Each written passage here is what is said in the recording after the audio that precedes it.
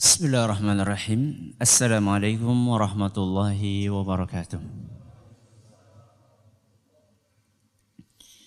Alhamdulillahi rabbil alamin wa bihi nasta'inu ala umuri dunya waddin. Wa sallallahu ala nabiyyina Muhammadin wa ala alihi wa sahbihi ajma'in. Amma ba'd. Kita panjatkan puja dan puji syukur kehadirat Allah tabaraka wa taala. Pada kesempatan malam yang berbahagia kali ini, kita kembali diberi kekuatan, kesehatan, hidayah serta taufik dari Allah Jalla wa'ala. Sehingga kita bisa kembali menghadiri pengajian rutin tafsir kita ini di Masjid Agung Darussalam Purbalingga. Kita berharap semoga Allah Subhanahu wa taala berkenan untuk melimpahkan kepada kita semuanya ilmu yang bermanfaat sehingga bisa kita amalkan sebagai bekal untuk menghadap kepada Allah Jalla wa'ala. Amin. Salam dan salam semoga senantiasa tercurahkan kepada junjungan kita Nabi besar Muhammad sallallahu alaihi wasallam, kepada keluarganya, sahabatnya dan umatnya yang setia mengikuti tuntunannya hingga akhir nanti.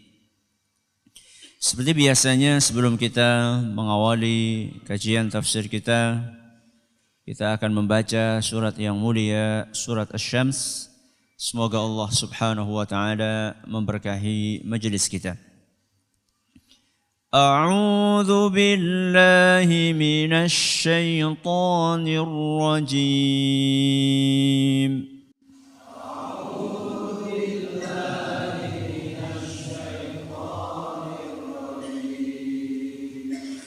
بسم الله الرحمن الرحيم. بسم الله الرحمن الرحيم. والشمس وضحاها. والقمر إذا تلاها. والنهار إذا جلاها.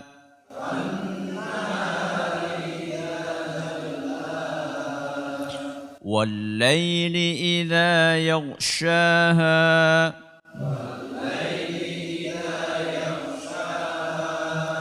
والسماء وما بناها.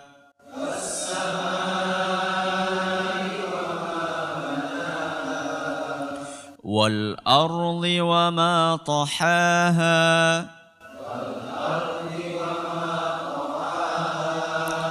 ونفس وما سواها.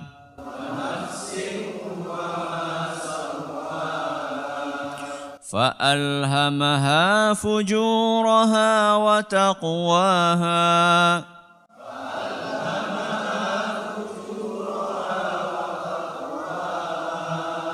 قد أفلح من زكاها.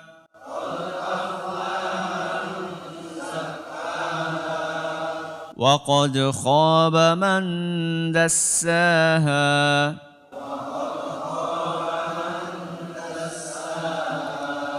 كذبت ثمود بطغواها.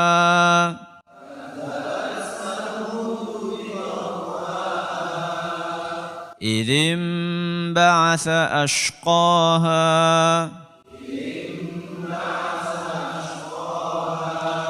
فقال لهم رسول الله ناقة الله وسقياها.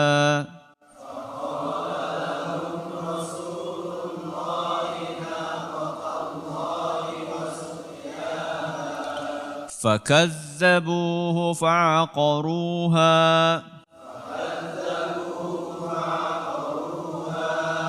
فدمدم عليهم ربهم بذنبهم فسواها.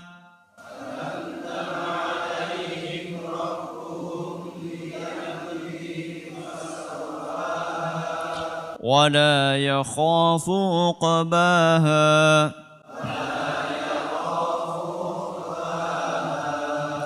para hadirin dan hadirat sekalian yang kami hormati dan juga segenap pendengar Radio Insani via streaming dimanapun Anda berada. Para pendengar Radio Bas FM di Sorotigo dan sekitarnya, Radio Roja di Jakarta, di Bandung, di Lampung, di Berau, dimanapun Anda berada. Radio Al-Hikmah di Banyuwangi dan sekitarnya, Radio Kita di Cirebon dan sekitarnya. Juga radio-radio dakwah lainnya yang ikut menyiarkan kajian ini, serta para pemirsa Roja TV dan Yufi TV yang semoga senantiasa dirahmati oleh Allah Azza wa Jalla.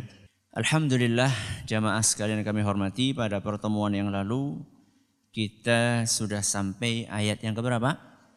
Ayat yang ke-11. Masih ingat bunyi ayatnya?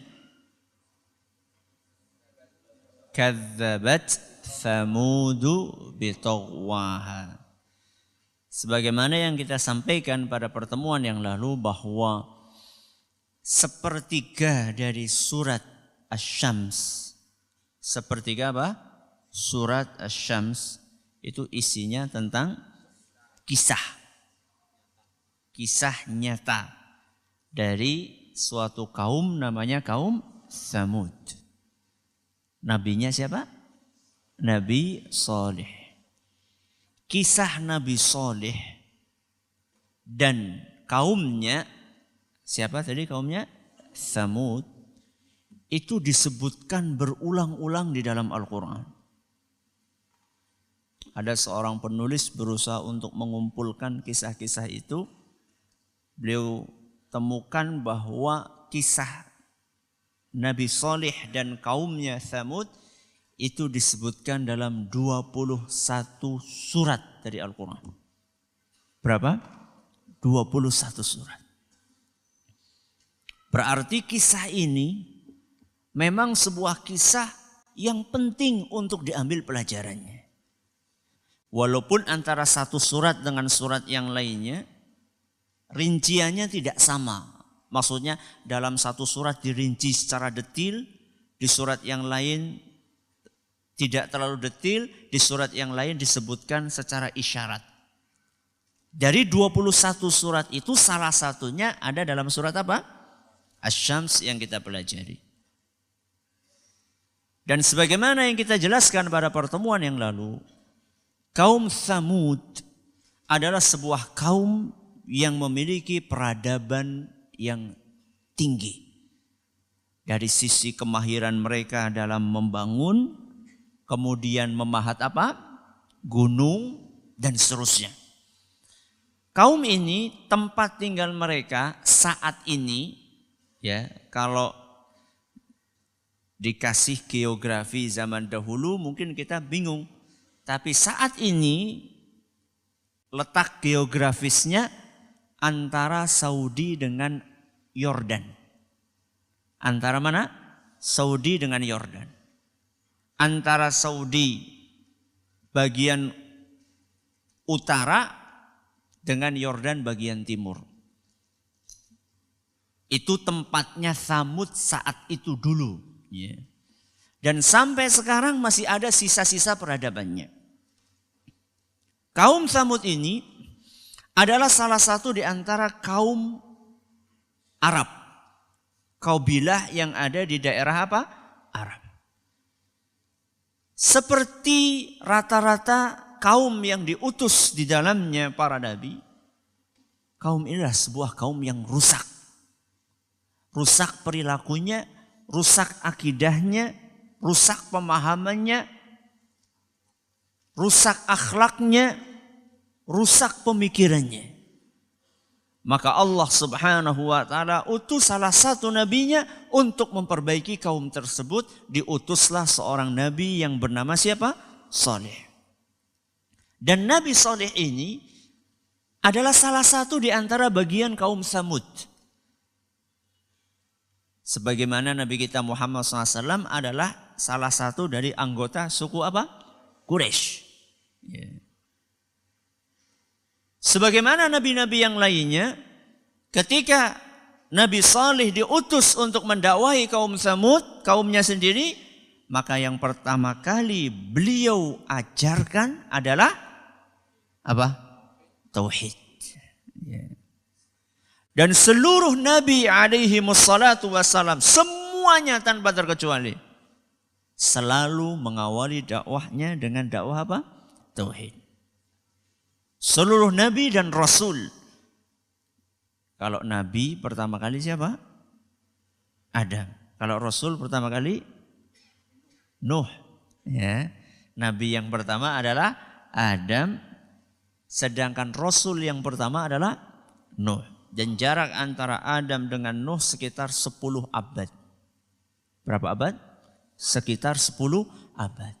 Nabi Saleh ini cicit-cicitnya Nabi Nuh alaihissalam. Jadi kalau dibaca nasabnya, ya, Saleh bin Abid bin Masih bin Ubaid bin Hajar bin Thamud bin Abir bin Iram bin Sam bin Nuh. Berarti keturunan nomor berapa? Nomor 10. Berarti apa gue jenenge? Kalau kita orang Jawa kan cuma sampai berapa itu kita tahunya? Ya, 5 tok ya. Paling bawah apa namanya? Udak-udak siwur. Ini 10 ya. Jadi nggak tahu jarak antara Nabi Nuh dengan Nabi Saleh ini berapa abad, saya nggak tahu. Ya. Tapi yang paling penting untuk diungkapkan di sini adalah Nabi Saleh ketika berdakwah kepada kaumnya, yang pertama kali diajak adalah tauhid. Sebagaimana nabi-nabi yang lainnya. Contoh, dalam surat Hud ayat 61. Surat apa? Hud ayat 61. Allah Subhanahu wa taala bercerita bagaimana Nabi Nuh alaihi salam berusaha untuk mengajak kaumnya. Qala ya qaumi ibudullaha ma lakum min ilahin ghairuh. Nabi Salih berkata kepada kaumnya, wahai kaumku, beribadahlah kalian hanya kepada Allah. Kenapa kalian punya sesembahan-sesembahan lain selain Allah? Jadi seluruh Nabi alaihi wassalatu wassalam, inti dakwahnya adalah mengajak kepada tauhid, mengingatkan dari apa? Syirik. Sehingga ketika ada ustadz ngajak tauhid, memperingatkan dari syirik, jangan apa? Jangan pobi. Apa pobi? Wah, dila-dila syirik maning. Apa-apa syirik, apa-apa syirik. Ya ora apa-apa. Gak apa-apa syirik, ada yang syirik, ada yang bukan gitu loh. Jadi para ustadz, para da'i, para mubalik, ketika mereka menitik beratkan dakwahnya kepada tauhid, yang mereka lakukan hanya mengikuti apa yang sudah dipraktekkan oleh siapa? Para nabi dan rasul alaihi wassalatu wassalam. Kemudian Nabi Saleh mengingatkan, kenapa harus beribadah hanya kepada Allah? Huwa ansha'akum minal ardi wasta'marakum fiha. Kata Nabi Saleh kepada kaumnya, Allah dialah yang menciptakan kalian dari tanah dan juga yang menjadikan kalian bisa memakmurkan bumi ini. Alias diingatkan sama Nabi Saleh, yang kasih kalian nikmat itu siapa? Ya. Selalu Allah Azza wa Jalla mengajak manusia untuk beribadah kepadanya sambil diingatkan nikmat-nikmat yang Allah berikan kepada hamba-hambanya. Semoga dengan mengingat nikmat-nikmat itu hati mereka tergerak untuk beribadah kepada siapa? Kepada Allah Subhanahu wa taala. Kenapa jenengan mau bekerja masuk jam 7, pulang jam berapa? Jam 2. Kenapa? Kenapa? Digaji. Betul? Betul. Kalau jenengan enggak digaji mau enggak kerja? Jujur. Katanya ikhlas. Ya. Kalau kita enggak digaji, kita enggak mau kerja. Nah, sekarang Allah Subhanahu wa taala telah memberikan seluruh kebutuhan kita di muka bumi ini. Yang Allah berikan sama gaji kita banyakan mana? Yang Allah berikan sama kita dengan gaji yang kita terima dari perusahaan, dari instansi, dari tempat kita kerja, lebih besar mana? Allah yang berikan kepada kita. Masa kita dengan dikasih gaji 5 juta, 2 juta, 3 juta, 14 juta, kita mau bekerja Dari jam 7 sampai jam 2. Berapa jam itu? 7, 8, 9, 10, 11, 12, 1, 2. Berapa jam? 7 ya, 7 jam. Ya, 7 atau 8 jam. Sudah digaji 5 juta, mau kerja berapa jam? 8 jam. Kita dikasih sama Allah berapa juta? Pinten? Nun sewu, mata kita ini harganya berapa juta? Disuruh sholat sehari berapa jam? Satu sholat 10 menit kali 5. 50 menit tambahi 1 jam.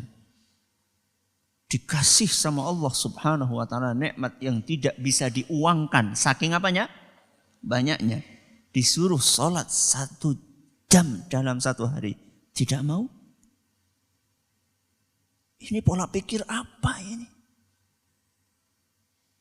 Kita digaji 5 juta. Bahkan ada yang digaji 1 juta. Mau bekerja 7 jam. Kita dikasih sama Allah subhanahu wa ta'ala. Nikmat-nikmat yang tidak ternilai. Disuruh sholat 1 hari. Dari 24 jam, 1 jam. Ketika dipanggil hayya 'alas shalah, masih katakan apa? Nanti. Ya. Ini pola pikir gaya apa? Maka Nabi Saleh alaihi salam, setelah mengajak kaumnya untuk beribadah hanya kepada Allah dan tidak mempersekutukannya dengan suatu apapun, mengingatkan nikmat Allah yang Allah berikan kepada kalian itu sangat banyak wahai kaumku. Kemudian apa jawaban kaumnya? Tadi surat apa tadi? Hud ayat berapa? 61. Ayat 62 itu jawabannya. Diajak baik-baik, jawabannya apa? Qalu ya Salihu qad kunta fina marjuan qabla hadha. Salih, ente itu sebelum ini adalah orang yang kita harapkan. Diharapkan apa? Diharapkan untuk meneruskan ajaran nenek moyang. Engkau Saleh adalah orang yang sebenarnya kita persiapkan untuk menjadi pemimpin kaum Tsamud, untuk menjadi pemuka kaum Tsamud, sebagai penerus ajaran nenek moyang kita. Sudah seperti itu mereka katakan apa? Atanhana an na'budu ma ya'budu abauna. Sekarang kamu mau melarang kami untuk menyembah sesembahan yang biasa disembah oleh nenek moyang kami? Alasan yang sama persis dengan kebanyakan orang di zaman kita ini yang diajak untuk kembali kepada Al-Quran, kepada sunnah Nabi SAW. Apa jawabannya? Rasa aneh-aneh, kawit biyen wis kaya kiye. Apa bedanya coba? Ketika kita ajarkan cara sholat seperti ini, cara beribadah kepada Allah seperti ini, ya, ritual-ritual tersebut tidak dicontohkan oleh Nabi kita Muhammad sallallahu alaihi wasallam. Jawabannya udahlah, nggak usah apa? Nggak usah aneh-aneh, nggak usah macam-macam. Yang umum aja, yang umum aja. Ini adalah alasan dari dulu sampai sekarang. Dan alasan tersebut sebenarnya sudah usang. Tapi anehnya sebagian orang di zaman kita ini masih mempertahankan alasan yang apa? Usang tadi. Kita suruh pakai baju usang mau nggak? Nggak mau. Kok pemikiran usang? Ini sudah sekian abad yang lalu. Ya. Dan ditolak. Ya. Dan ditolak. Ya. Oleh para nabi alaihi wassalatu wassalam. Akhirnya dinasehati mereka sama Nabi Nuh. Sama Nabi siapa? Sama Nabi Saleh. Mereka dinasehati sama Nabi Saleh. Beliau berkata dalam ayat lain. Kelanjutannya. Tadi surat Hud ayat berapa? 61, 62, nah ayat 63. Nabi Saleh berusaha untuk menasihati dengan cara yang lembut. Qala ya qaumi ara'aitum in kuntu ala bayyinatin min rabbi wa atani minhu rahmah. Wahai kaumku, apakah kalian akan menerima apa yang aku ajak? Seandainya aku datangkan bukti-bukti, aku datangkan argumen, aku datangkan dalil yang membenarkan apa yang aku ajak kepada kalian. Apakah kalian akan menerima?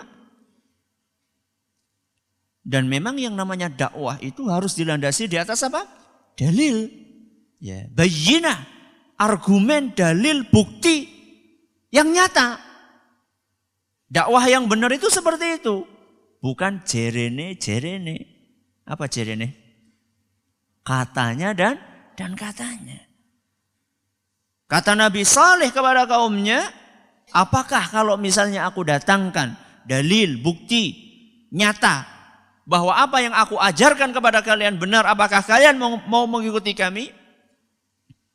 Faman yansuruni minallahi in asaitu. Kalau seandainya aku tidak sampaikan apa yang Allah perintahkan kepadaku untuk disampaikan, kemudian Allah Subhanahu wa taala menimpakan azab, siapa yang akan bisa menanggung azab tersebut? Jadi Nabi Saleh ini ingin mengungkapkan bahwa saya itu mengajak kalian semata-mata karena adanya perintah dari Allah Azza wa Jalla, bukan karena untuk kepentingan pribadiku. Dan begitulah seharusnya seorang dai, seorang ustadz, seorang mubaligh menyampaikan apa yang diperintahkan oleh Allah Subhanahu wa taala, bukan karena kepentingan pribadi, punya maksud duniawi di balik apa yang dia sampaikan, tidak. Semata-mata karena Allah Subhanahu wa taala mengatakan A, maka kita pun katakan apa? A. Allah katakan B, maka kita katakan B. Sudah ditawari seperti itu dalam ayat lain, surat lain, Asy-Syu'ara ayat 153 sampai 154. Surat apa? Asy-Syu'ara 153 sampai 154. Mereka menjawab, qalu innama anta minal musahharin. Saleh, kamu itu tidak lain dan tidak bukan adalah tukang sihir,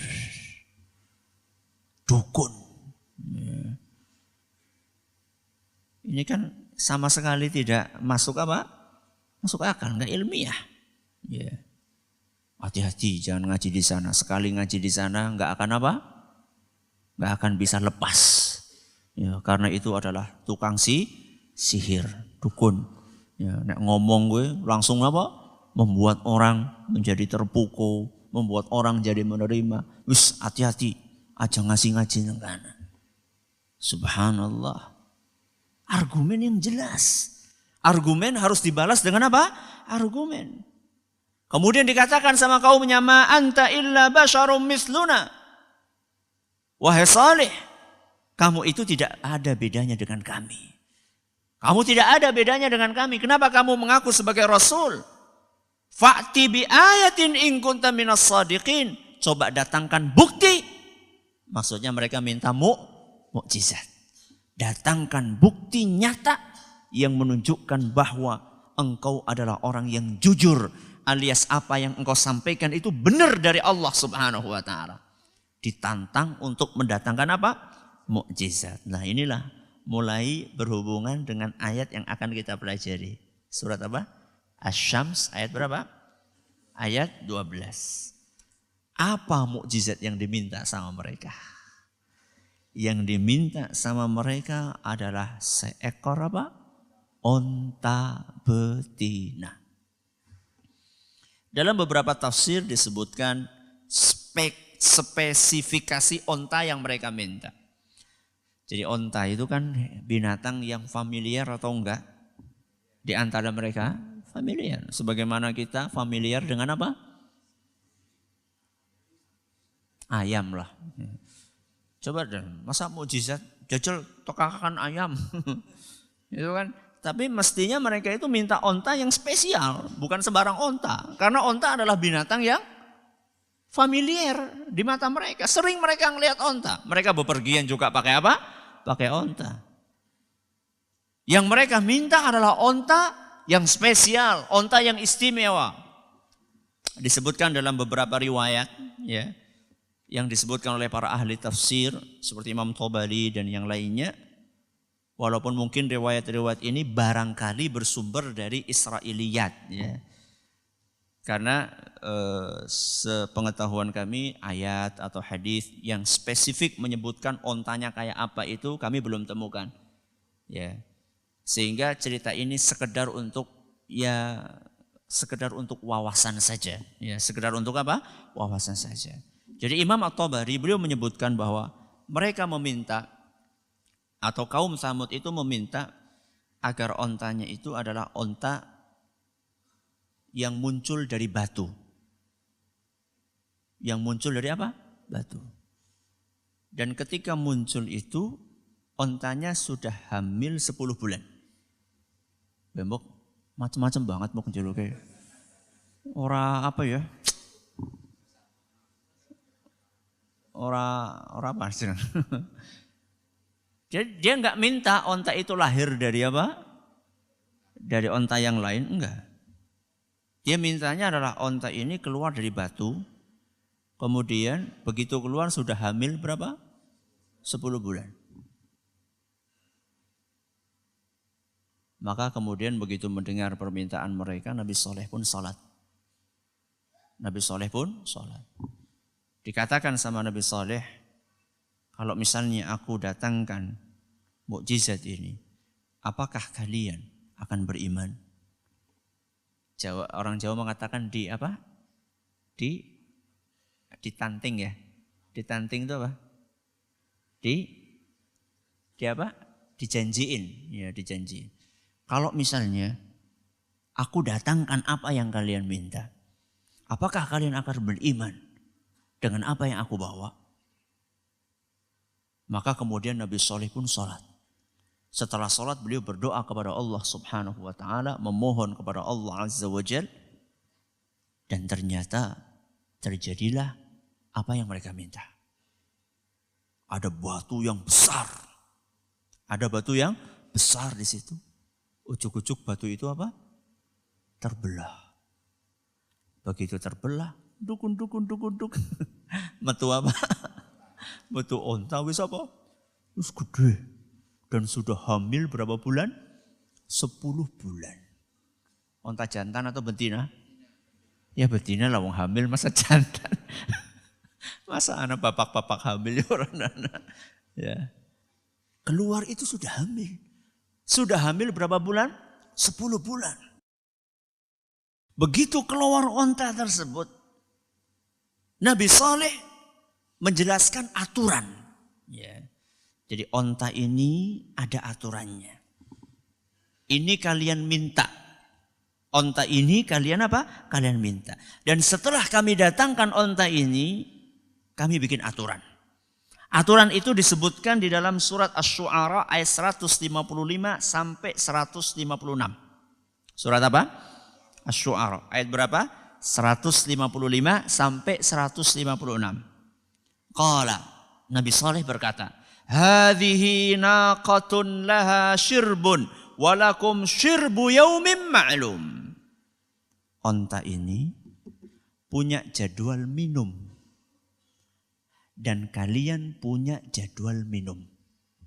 Karena mereka minumnya dari apa? Dari entah apa, sumur, apa danau atau apa saya nggak tahu. Yang jelas ketika masanya onta ini minum, tolong kalian jangan apa? Jangan minum. Ini permintaan dan persyaratan dari siapa? Dari Nabi Saleh. Duduk. Duduk. Duduk. Siapa? Nabi Saleh kasih syarat apa? Kasih syarat ketika onta ini minum, kalian nggak boleh minum. Ya. Jadi ada waktu, ada hari, waktunya kalian minum dari entah apa sumber air ya, sumber air ini, dan ada waktunya buat kalian minum, ada waktunya onta minum.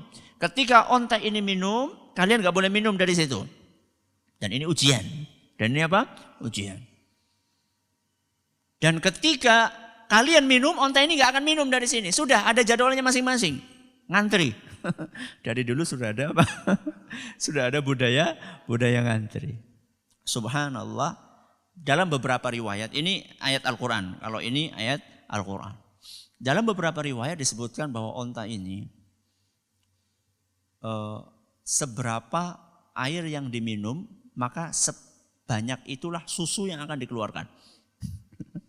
Jadi kalau misalnya sumber airnya itu ya diminum sama siapa?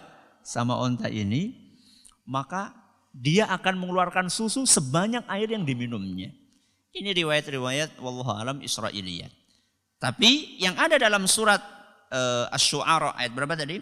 155 sampai 156, setelah Allah Subhanahu wa taala berpesan kepada setelah Nabi Saleh berpesan kepada kaumnya, ini punya jadwal minum, kalian punya jadwal minum, berpesan lagi.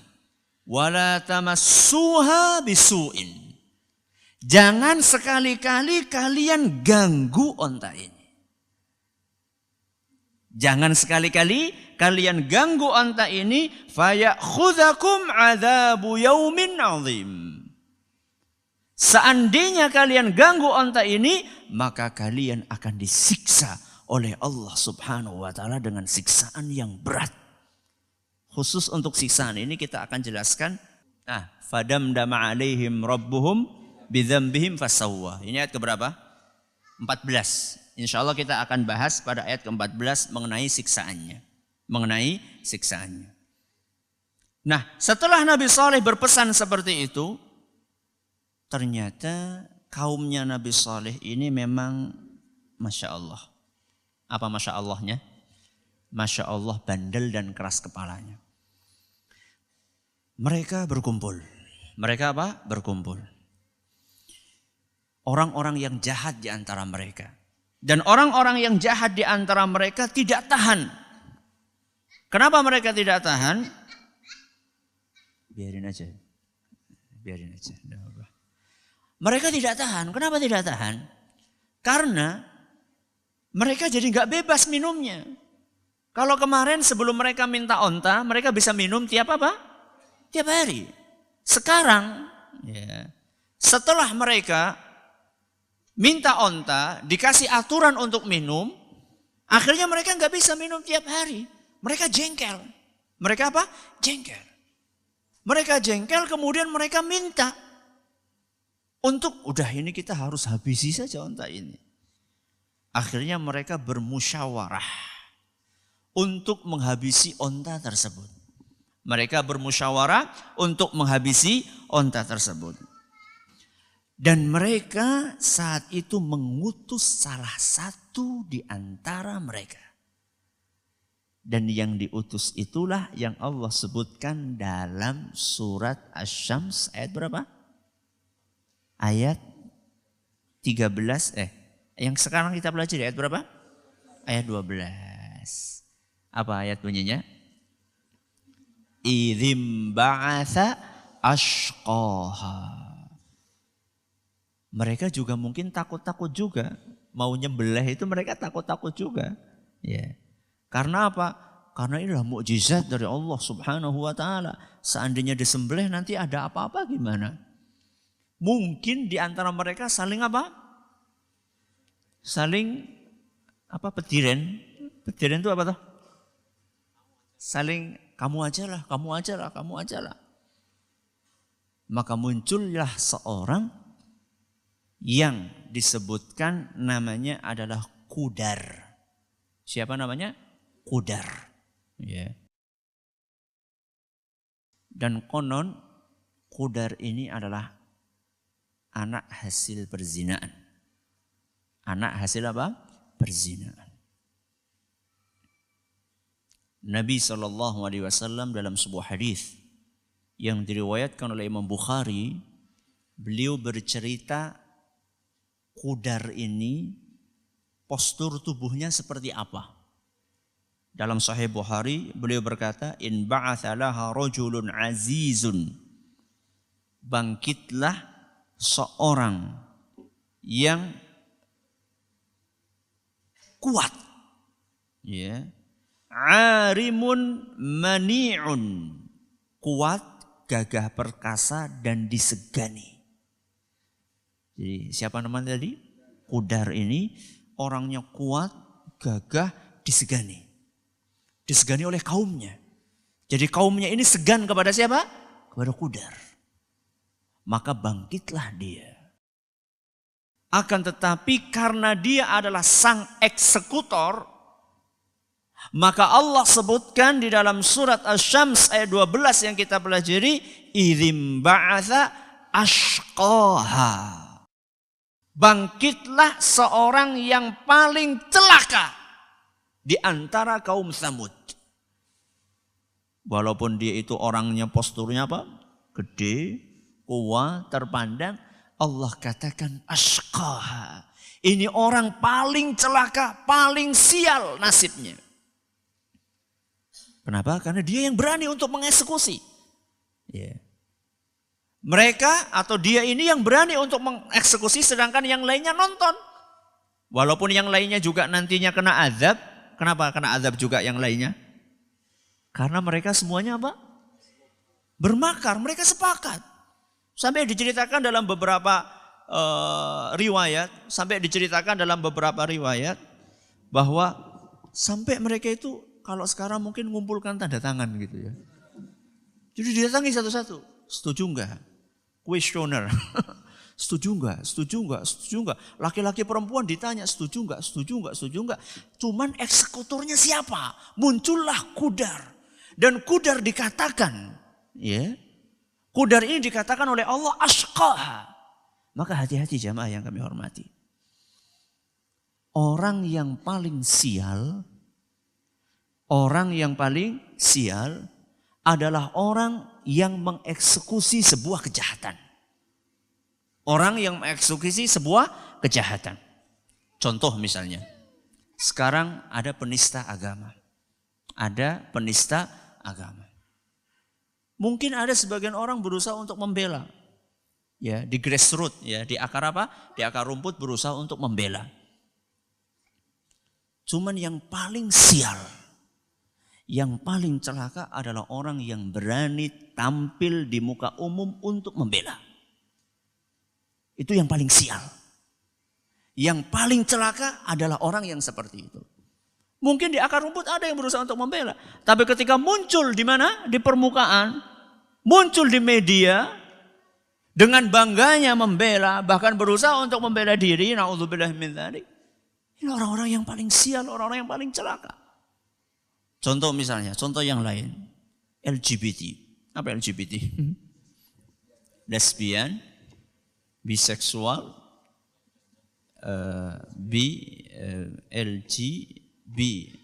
gender, gay, bi apa? Biseksual, transgender. Ya. Mungkin ada di akar rumput orang-orang yang apa? Berusaha untuk mempertahankan pemahaman itu.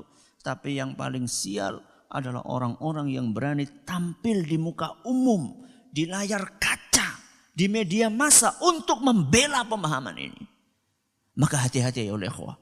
Dia mungkin dieluk-elukan di antara para pembela LGBT sebagaimana Qudar dianggap pahlawan oleh siapa? Oleh Tsamud. Yeah. Akan tetapi di hadapan Allah Subhanahu wa taala, Qudar adalah orang yang asyqa. Asyqa apa artinya? Orang yang paling celaka. Na'udzubillahi min dzalik. Ini adalah ayat yang keberapa? Ayat yang ke-12 dari surat Asy-Syams. Ini yang dapat kami sampaikan. Mudah-mudahan bermanfaat buat kita semuanya. Terima kasih atas perhatiannya. Mohon maaf atas segala kurangannya. Kita tutup dengan membaca Subhanakallahumma wa bihamdika asyhadu an la ilaha illa anta astaghfiruka wa atubu ilaik. Assalamualaikum warahmatullahi wabarakatuh. Jangan lupa untuk subscribe dan share bila kajian ini dirasa bermanfaat.